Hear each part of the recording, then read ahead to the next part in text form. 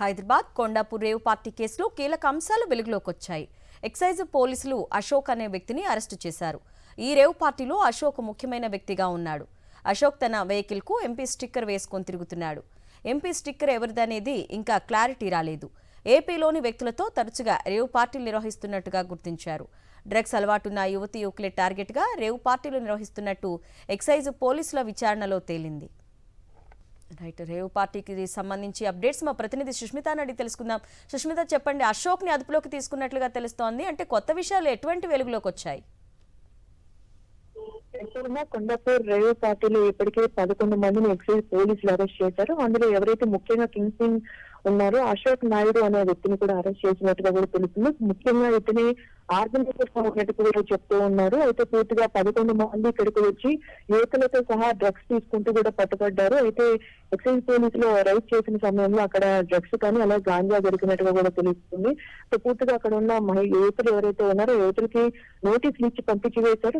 మిగిలిన యువకులందరినీ కూడా అరెస్ట్ చేసి ఇవాళ పూర్తి కూడా ఎఫ్ఐఆర్ కాపీ కూడా సిద్ధం చేసినట్టు కూడా తెలుస్తుంది. ముఖ్యంగా రాహుల్ అనే వ్యక్తి, అశోక్ నాయుడు, వీరిద్దరు కూడా ముఖ్యంగా ఉన్నట్టు కూడా చెప్తూ ఉన్నారు. అశోక్ నాయుడు అనే వ్యక్తి కూడా పూర్తిగా ఆర్గనైజ్ చేస్తుంటారు. రాహుల్ అనే వ్యక్తి ఆ డ్రగ్స్ ని తీసుకొని వచ్చే పెడ్లర్ గా కూడా ఉంటున్నట్టు కూడా తెలుస్తుంది. ఈ నేపథ్యంలో వీరిద్దరి పైన కూడా ముఖ్యంగా ఒక ఎంపీ స్టిక్కర్ వేసుకొని కూడా ఫార్చునర్ కారు పైన తిరుగుతూ ఉన్నారు. అయితే ఆ ఎంపీ స్టిక్కర్ ఎవరిది అనే కోణంలో ప్రస్తుతం ఎక్సైజ్ పోలీసులు అయితే దాని గురించి దర్యాప్తు చేస్తూ ఉన్నారు.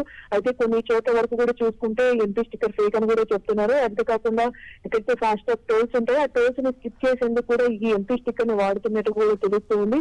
పూర్తిగా ఇప్పటి వరకు 15 గ్రాముల వరకు డ్రగ్స్ అలాగే గాంజా కూడా సీజ్ చేశారు. అయితే ఇందులో ఎంతమంది పాల్గొన్నారు, విజయవాడ నుంచి ఎవరెవరు వచ్చారు, పూర్తిగా మంగళగిరి, కాకినాడ, రాజమండ్రి ప్రాంతాలకు చెందిన వారు కూడా తెలుస్తుంది. అంతేగా ఇంకొంతమంది ఉన్నారు అన్న కోణంలో అయితే పరిశీలిస్తూ ఉన్నారు. మరి 2-3 కూడా పరారీలో ఉన్నట్టుగా కూడా తెలుస్తుంది. సో ప్రతి వీకెండ్ రాగానే కొండాపూర్ సర్వీస్ అపార్ట్మెంట్ బుక్ చేసుకుని అక్కడ రేవ్ పార్టీ నిర్వహిస్తున్నట్టు కూడా చెప్తున్నారు.